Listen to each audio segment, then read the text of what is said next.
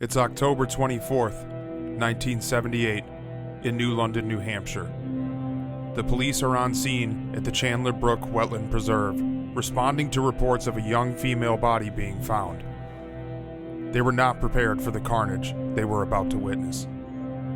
The 27-year-old woman lies there, motionless, void of any trace of life. She had been stabbed over 20 times. Authorities knew they had a murder on their hands, but what they didn't know is they were standing over the very first victim of the Connecticut River Valley killer, the beginning of a terror that would continue for years to come. Welcome to Find Me in the Dark, a podcast covering all things true crime. This is episode 10, The Connecticut River Valley Killer, Part 2. Find me in the dark.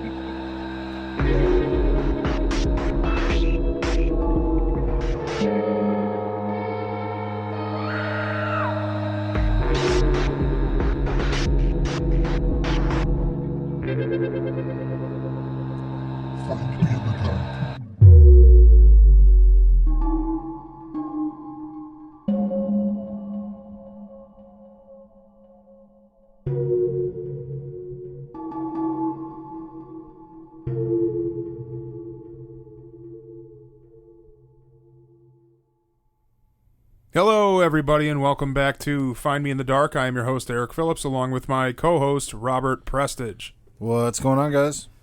So, all right, this is part 2 of the Connecticut River Valley Killer. We went over some stuff in that first one, so if you haven't listened to it, I would recommend going back and listening to it. Yes. We are about to do kind of like a little run through of what we went over in episode 1, just to refresh everybody of what we've discussed. And ourselves, because it is really hard to retain all this information. So I do have something that I want to get out of the way first, because it's going to crush the whole episode, so whatever. Yeah. We got some really bad news. Depending how this plays out, we might not be able to carry on with the podcast. So basically last week, let me just explain what me and Rob do for a living. We work for what's called a 3PL. So basically, we occupy an SCJ building, SC Johnson, and we store stuff for them. We case pick stuff for them. We package stuff for them. Yeah, we pretty much do all of their shipping and receiving. Yes, shipping, receiving, everything. And picking for them. And their exports, everything. Mexico, Canada, Yep. everything.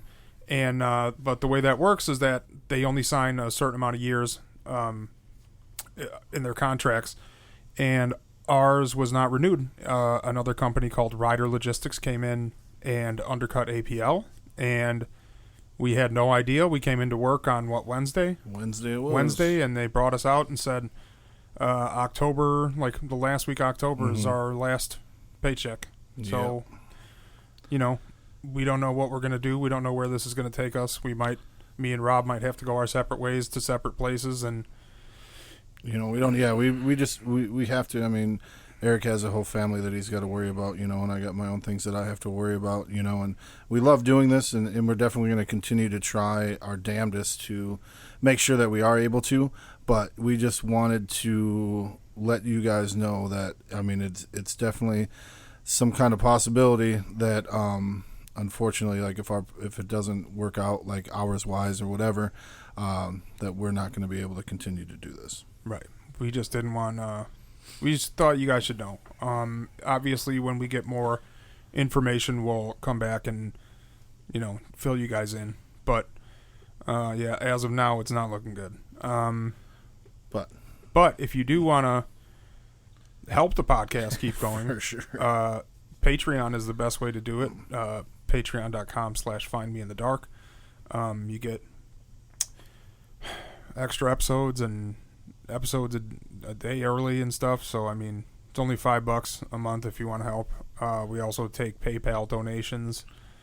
I don't know what that is. Rob has that information. It's paypal.me/findmeinthedark all one word.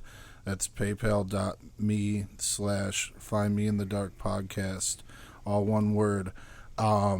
If you guys don't want to commit to a monthly donation, if you guys just feel like helping us out a little bit and, trying to help us fulfill our dreams, of continuing to do this, it would be much appreciated. Yeah. On a lighter note, Eric, last episode's doing pretty good. Yeah. Yeah, the first part of the Connecticut River Valley killer. We are, checking the analytics, and yeah, man, we're constantly getting new fans, and our original fans they're sticking with us, which is awesome. It's cool to see guys, people here man. from the beginning. We know who you are, and we appreciate all of you. But the ones that were there, when we were shit, we're still not shit, to be honest with you. But no, it's definitely exciting, man. And like I said, we come down. It wasn't easy for us to get down here today and to start working on this, just because we have some life changing things going on, and we really don't know the answers to it. And me and Eric both, we kind of are those type of people where we have to know what's going on, or otherwise we freak out dramatically. Mm-hmm. So, but we're gonna do our best to give you the best product that we can, Yeah, I mean, that's all we can do for now. Yeah. If we do end up having to quit, that's what it is, right? Yes. So, we already brought up Patreon. Mm-hmm. We brought up PayPal. Mm-hmm. T-shirts. Yeah, we did get a design. We got a really cool design. I'm going to have Rob post it in the Facebook group, because I'm still in Facebook jail for another 4 days, locked up in that clank. All I did was call somebody a pussy. And let me tell you, the guy I called a pussy tried to have his wife killed. So, Tim Lambesis from As I Lay Dying, you're a fucking pussy. You piece of shit, and your band fucking sucks. Anyways, piece of shit. So, yeah, I'll have him post that. We're also having a strictly female design that's going to be done. And from what was explained to me, it's going to be fucking awesome. I might buy one and try and squeeze. I got big enough tits to shove them in there. I might have to wax them, That's all right. That's cool. What are you going to do? Yeah. So what we're going to do now is we are going to do like just a little... We got some of the information. We're not giving you the whole damn story over again for the people that have listened to it already. But we feel that there's a lot of information, and you need this to understand what's coming next. You know, it's just like a history. Okay, so we're gonna go ahead and start that right now. Find Me in the Dark contains graphic content that may not be suitable for all listeners. Listener discretion is advised. All right, so Catherine Milliken, confirmed victim number 1, was 27 years old, and she was born in Newport, New Hampshire. She was murdered on October 24th, 1978 at the Chandler Brook Wetland Preserve in New London. She had 29 stab wounds. No eyewitnesses of the attack, but there were other people at the park at the time that this was going down, and they said that they had seen a unidentified gray car. Basically, they just said that they saw a gray car. Right. Mary Elizabeth Kreitchley, she was a Vermont student. She was 37 years old, which cheers to her for being 37 and going That's to what we said college. when we first started this. Hell yeah. It's awesome. Unfortunately, she was found in the woods around Unity, New Hampshire, and due to the decomposition, her death was not confirmed. Yeah. And then after that, we have Bernice Courtmanche, a nurse's aide that was hitchhiking to her boyfriend's house. She was found 2 years later in 1986, and at that point, she was just completely skeletal. There was nothing left besides her skeletal remains. Yep. Did I say she was found in Newport? Yeah. Okay, yeah. well, I did again.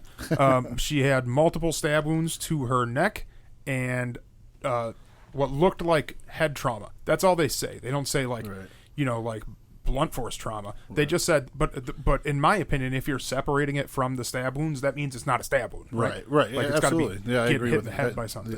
That's what I think. All right, so that's what they said. Ellen Fried was 27 years old. She was a supervising nurse at the Valley Regional Hospital. She's the one that was talking to her sister on the payphone and then was attacked just after hanging up. Unfortunately, she was found 2 months later near Sugar River in Newport. Once again, this seems to be a common occurrence. Her skeletal remains were found, and with the decomposition, they couldn't really tell. But with the evidence that they had found at the scene, says that she was sexually assaulted and stabbed multiple times. And to tail onto that, I kind of wish they would have said what the evidence was, because they didn't when we were reading it, right? It No, yeah, and we talked about this before we recorded that, right? But I'm like, what'd you find? Yeah, what's evidence of being sexually assaulted? Like that they have like a piece of clothing or something that had like blood on it. You know what I mean? DNA. I mean, I don't. Yeah, know, I guess you would never really know. What could it be? Right. And then we're going to go on to 36-year-old Linda Moore. She was found by her husband. Upon him returning from work, she was laying dead on the floor with multiple stab wounds, and there was clear evidence that Linda fought her ass off. She did not go quietly.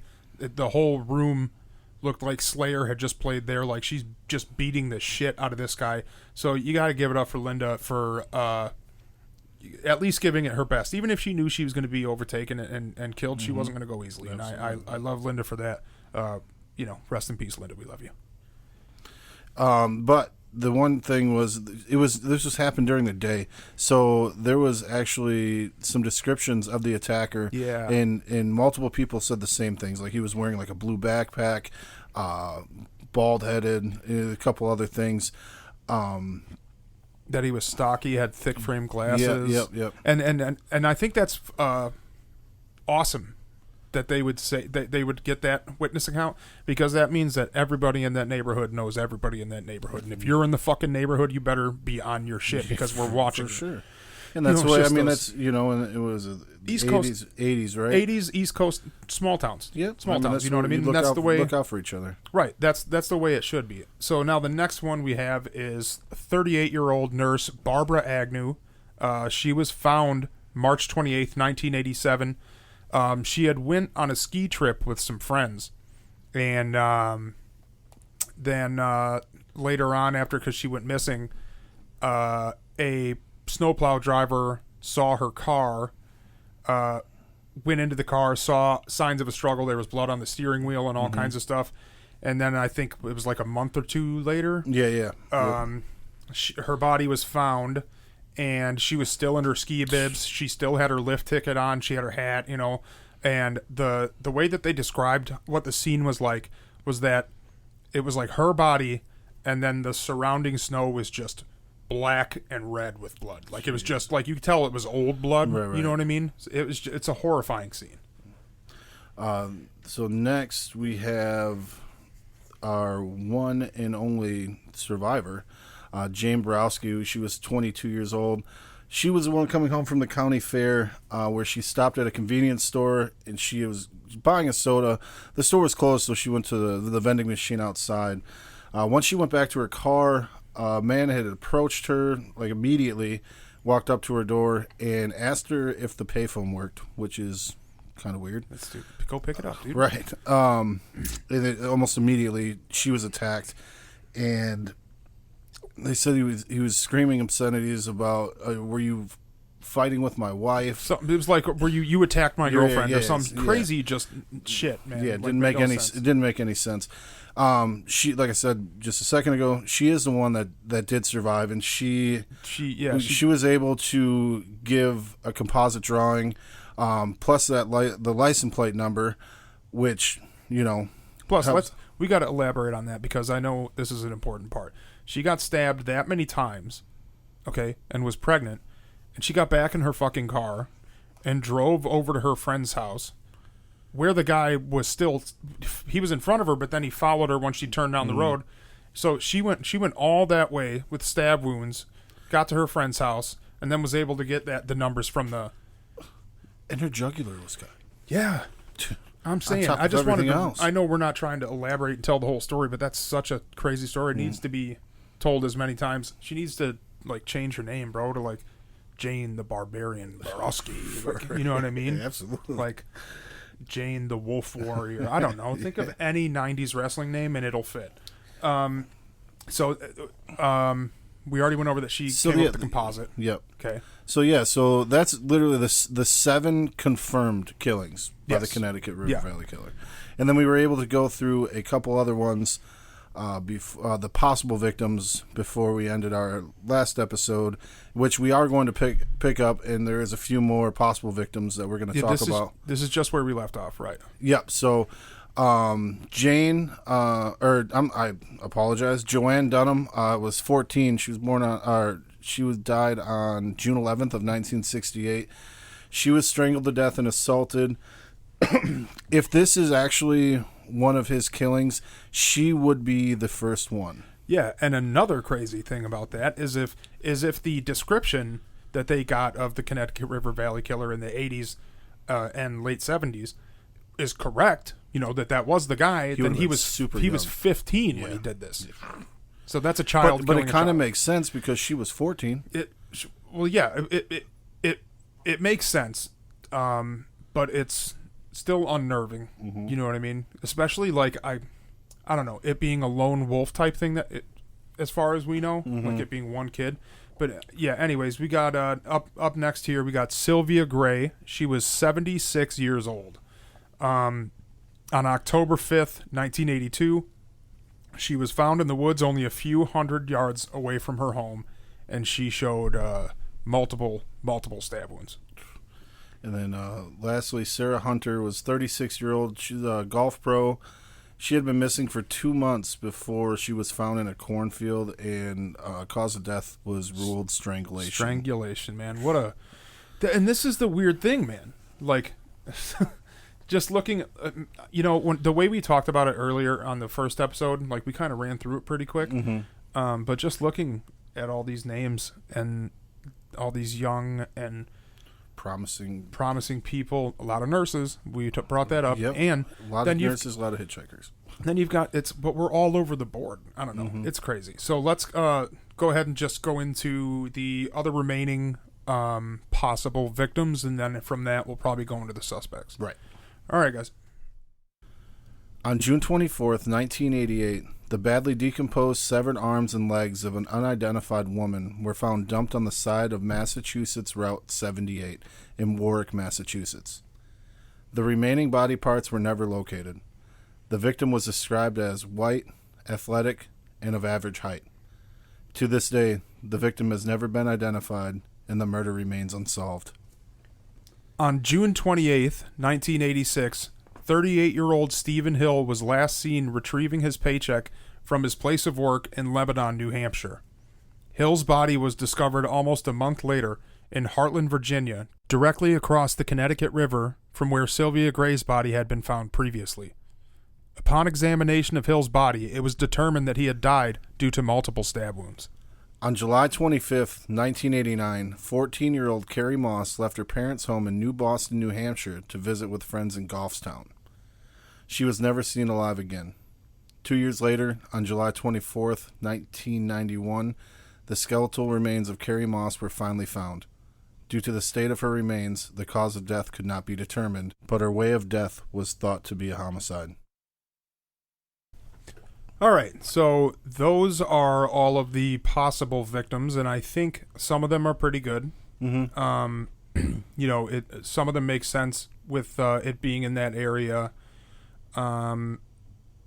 There's some really young ones.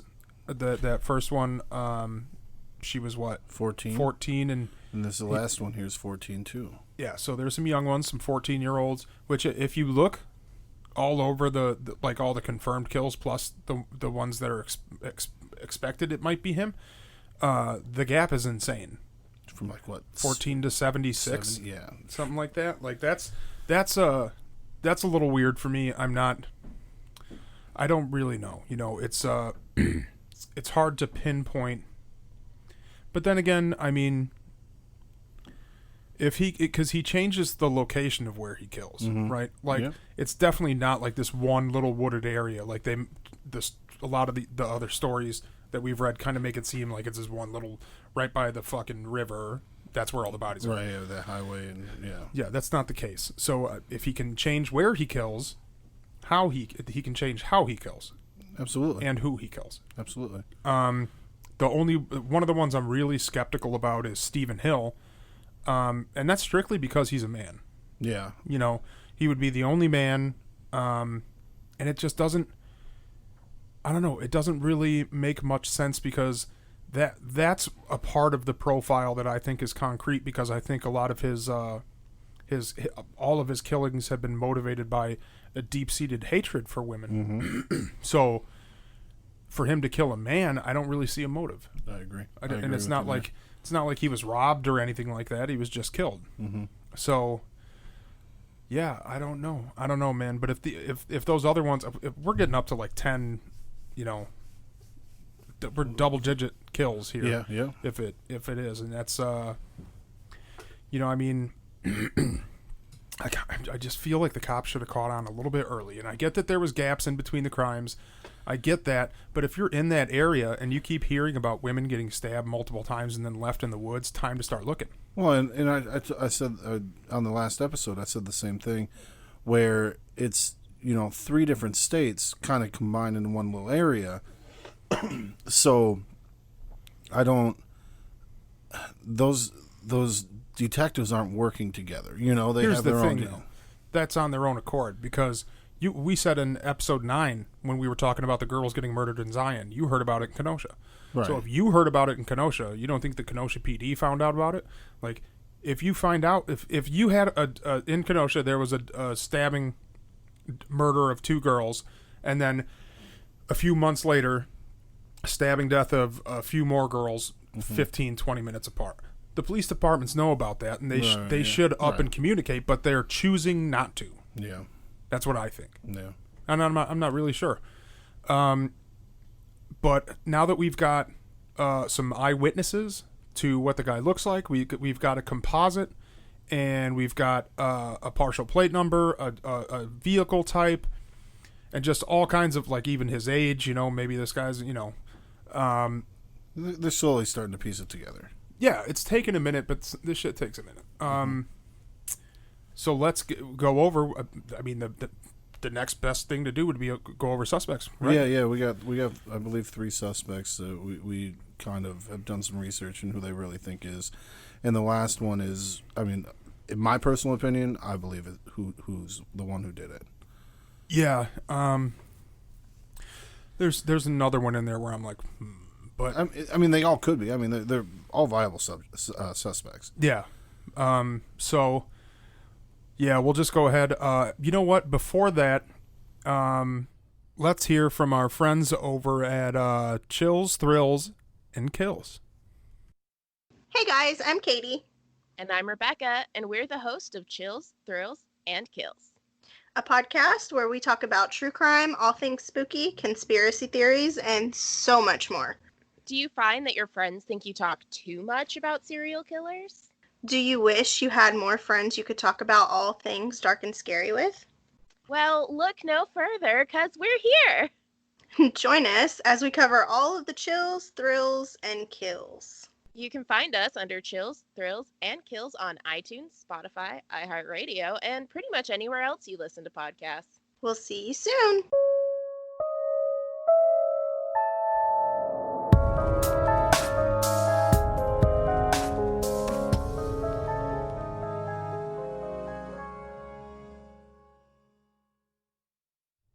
Now that we have discussed the confirmed victims and possible victims, let's go over a few suspects that authorities think fit the profile. When Delbert Tallman was 21 years old, he confessed to the murder and rape of 16-year-old Heidi Martin on May 20th of 1984. He was eventually brought to trial, but then recanted his confession and was ultimately acquitted. Now, the reason he was seen as a possible Connecticut River Valley killer suspect is about 3 years after the death of Heidi Martin, confirmed victim of the Connecticut River Valley killer, Barbara Agnew's body was located only a mile from where Martin was discovered. Tallman was a resident of Bellow Falls, Springfield, and Windsor, Vermont, as well as Claremont, New Hampshire, which is the known killing grounds of the Connecticut River Valley killer. While he is seen as a suspect by many, he could never be tied to the crimes. In 1996, Tallman was convicted of 2 counts of lewd and lascivious conduct with a child and is currently held in Lake County, Florida prison for failure to register as a sex offender. In October of 1997, a 46-year-old paraplegic man named Gary Westover of Grafton, New Hampshire, was on his deathbed and decided to confide in his uncle, who was a retired Grafton County Sheriff's deputy. Gary told his uncle that in 1987, him and a few of his buddies went out partying one night and abducted known Connecticut River Valley killer victim Barbara Agnew, murdering her before eventually dumping the body. Gary also provided the names of his 3 accomplices. With this new information, his uncle relayed the confession to Gary's wife, daughter, and law enforcement. His uncle later stated that authorities did not seem too invested in the deathbed confession. Gary died in March of 1998. The best-known suspect is Vietnam veteran Michael Nicolau of Holyoke, Massachusetts, 90 miles from Claremont. While serving in Vietnam as a helicopter pilot, the men in his unit recalled at least one time when Michael abandoned his post in order to seek out hand-to-hand combat with the enemy, carrying only a knife. He called it hunting for humans. Michael fit the police profile extremely well. 1. He had military training. 2.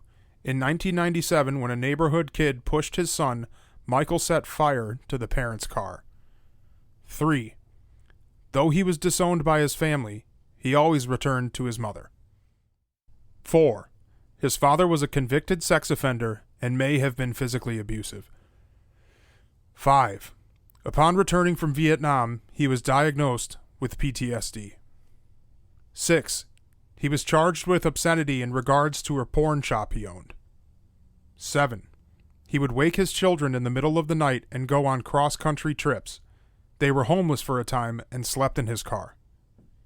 8. He chanted a lewd mantra while driving with his wife Eileen, she later told her sister. Michael was married with 2 children when suddenly his wife vanished. His mother-in-law hired a private investigator to look into her daughter's disappearance, but when she tracked Michael down, Michael initially denied knowing where she was, stating that his wife was an unfaithful drug addict that up and left without any notice. Michael stated that he knows the children are fine, but has no information on his estranged wife. This was confirmed when the private investigator contacted the children the very next day. After his first wife disappeared, he married a woman named Eileen. This marriage was a violent one, to say the least. Michael's behavior was extremely explosive. In November of 2005, an argument got so heated that Michael allegedly ran over Eileen with his car.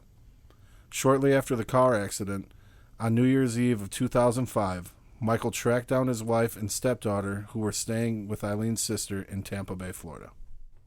Wearing a black suit and tie and carrying a guitar case full of firearms, Michael led his wife and stepdaughter into a bedroom in the house, while Eileen's sister ran to get help.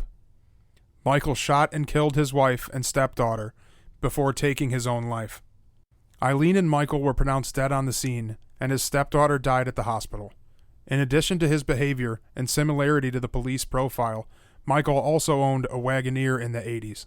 He also had family in the area of the Connecticut River Valley, and there was evidence that he was at the hospital in which Barbara Agnew went missing.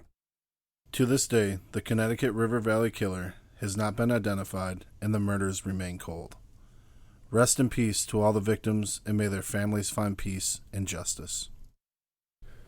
All right, so that is the entire story from front to back, as long as you listen to episode 1 and episode 2. In that order. In that order. Yeah, if you listen to it backwards. everyone survived. Everyone made it. You know, we're no longer a true crime podcast. that's it, dude. We're like a zombie survival podcast. So obviously the next thing to go over, just, you know, our opinions would be the suspects. Mm-hmm. And I think that I like okay, you're right, bad word. Gary Westover, when he's on his deathbed and he confesses to his uncle, saying he did it, saying who it was. I can't remember who it was. Was it Agnew? Yeah. Okay, so he kidnapped Agnew with 3 of his friends, and he also gives the names of his friends to his uncle. Mm-hmm. His uncle takes it to the authorities, and they're like, "Cool beans." Cool. And, Let me just crumple this up. yeah. And throw it away. It's like, anybody watching? No, fuck that shit. Yeah, for real. Just seems a little weird. It is weird, and it's weird that we had to dig pretty hard to find that. Mm-hmm. You know what I mean? And what is usually, like, what's really weird about that part to me is that if they want us to believe that it's false information, then they need to come out and say why it is false. Right. We looked into this, we saw this, that's why it's a lie. Let it go. Mm-hmm. Okay, but they didn't. They were just like, nah. No, that's Okay. not. That's not real. Let's pretend like that never Yeah, happened. it's just like Ron Burgundy.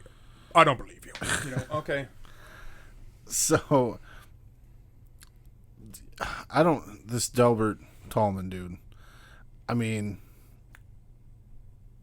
I don't know. I really don't know about this dude, man. I really don't. I don't either, because he's clearly a piece of shit, right? Yeah, 100%. So he lived in the area, right? Right. Okay. Multiple locations, which, yeah, okay, I get that part. I mean, he did say it, He said it. Yeah.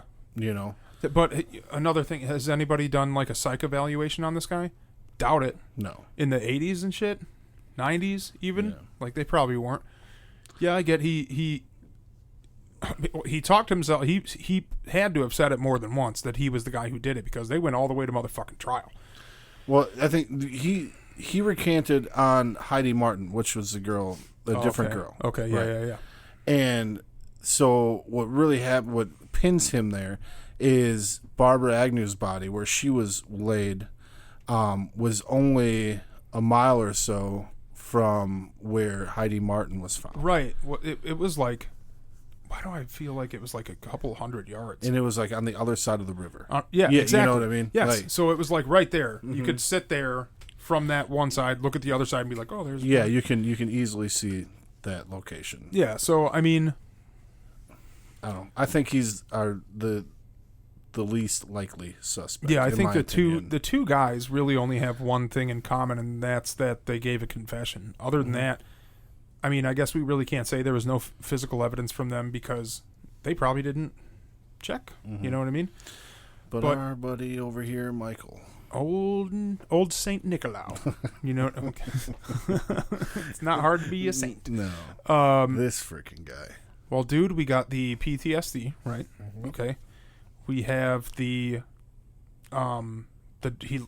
whole like hypnotic driving shit that he did. The fact that he had a broken family, right? But loved his mom. Kept coming back to mom.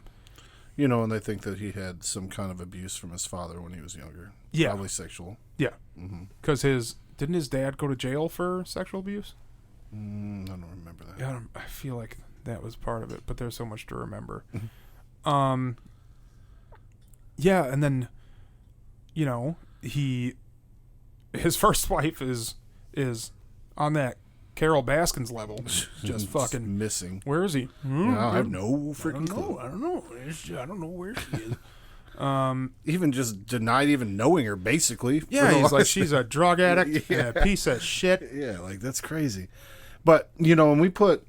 Hold on, man. I just got like, dude, if someone asks you where your wife is, you don't have to, like, demean her the whole time. Be like, well, one, she's a drug addict. She's fucking other people. Her cooking sucks. She's terrible in bed. And, like, sir, we just asked where she was. Hold on, I got more. She spends too much fucking money. Yeah, man. She bought me this Wagoneer. Yeah. But I mean, we did. I mean, we put a comparison from what the profiler had made of what he thought this killer was going to be, or just different things that he thought, and compared it to Nicolau, and it's spot on. It's almost exactly the same person, as if they had known Nicolau before and then picked his personality. Yeah, dude. Another thing is his age. His age matches. I think because we looked at pictures of him, I think the stocky build fits. He's not, sure. He's not a very chubby guy. He's not fat, but he is a Costanza. George Costanza. Yeah, for sure. And with just the disappearance of his first wife, and then obviously the treatment of his second wife and then stepdaughter, shows some true hatred towards women. And like I had said before, when he's talking about his first wife, like, and even his current wife, like he says, he just talks mad shit about them. Yeah, he definitely has a strong hatred for women somewhere. Yeah, built up inside of him. But what else are you gonna do? I mean, if Nicolau's number one, there has to be some sort of DNA test they can do. I know that there's DNA on the clothes that they found. I know there's DNA on something. There's DNA for sure. There's DNA in the fucking car. From the attack in the parking lot. There's DNA everywhere. All they have to do is just run it. Do that like we were saying before. The Golden State Killer, Michelle McNamara. Yeah, Macaroni. Macarena. She was amazing. She was amazing. She really was. She really was the best ever. For real. Single-handedly kept the Golden State Killer in the news. Like she brought it to the news. But it's crazy. It's crazy. She kept it alive. That's for sure. You know what I mean? And it's like you said. I'll be before. gone in the dark, man. That is a just brilliant book. She is just her blog. Everything that she touched was true crime gold. Yeah, you could just tell. You could tell there was just a passion behind it. That was just going to say that. Like nobody, we could never. I mean, we try, but I mean, she just went to that next level. You know, dude, because she cared about this on a level that we probably can't comprehend. We think that we're very passionate about it, and I think I really am. I think you are too. But the way that she. I mean, I'm not trying to dive too far off this subject, but I will say the way that she talked about the victims, it made them people. It made us feel that. You know what I mean? It's so different in her writing style that just it's hard to be able to, replicate. Yeah, she humanized them in a way that not only just made them into actual people, but made them into people that you care about. Yeah, for sure. Which is hard to do. But what the fuck were we saying? we need another one of her on this case is basically what we're saying. Yeah, what we've been really talking about is the fact that this case has like no media coverage. It did for a minute, man, but like they did like that fucking 20-year anniversary thing where they're like, still haven't found him. Keep an eye out. But there has to be legitimate. There has to be an investigation because we're talking about a cold case, and if the age is right, then he's probably like 2 or 3 years older than my dad. Maybe a little bit older, but I mean, he's still easily alive. He's young enough to be alive. 70, sure. 71 maybe. I mean, considering that he's in good shape, then he would be in his 70s. And I just feel like it's important for the survivor's family because some of them had children, man. And I think it's important that even if the person is dead, give them some sort of closure saying this was the person that did this to you and it's over now. They've been punished. Right. But like I said, it's definitely not going to be us. We're not going to be the big podcast that's going to blow up. Our 100 listens on this thing is not going to shake the boat. Shake the boat. Yeah, it's not Gonna shiver me timbers. But hopefully it does, man. I mean, hopefully it comes, to the forefront, like the Zodiac or whatever else, Mm-hmm. And one day we'll look back and be like, man, they finally did it. I hope they do, man. I really do hope that I get closure on this, that the family gets closure on this, and that the area itself, because people always, like I said, look towards Zodiac, look towards the Phantom Killer. There's other killers out there that nobody gives a shit about. Mm-hmm. The Monster of Florence, there's tons of them that have killed more people than the Zodiac, but the Zodiac is only wanted because he fucked with the police. Mm-hmm. That's it. They're like, we gotta get this asshole. Like, how? All right, I don't know, but that's all we can say about it. Yeah, I mean, that's really it. I mean, we can't say anything more. I mean, there's really nothing more that we know of, So, yeah, what I would like for you guys to do is spread this around. Both episodes, to make sure that everybody gets the full story, because this is important. And I think this is kind of one of the main reasons we do this, is we have an opportunity to get unknown cases to the front of the line where, a lot of people haven't heard of this.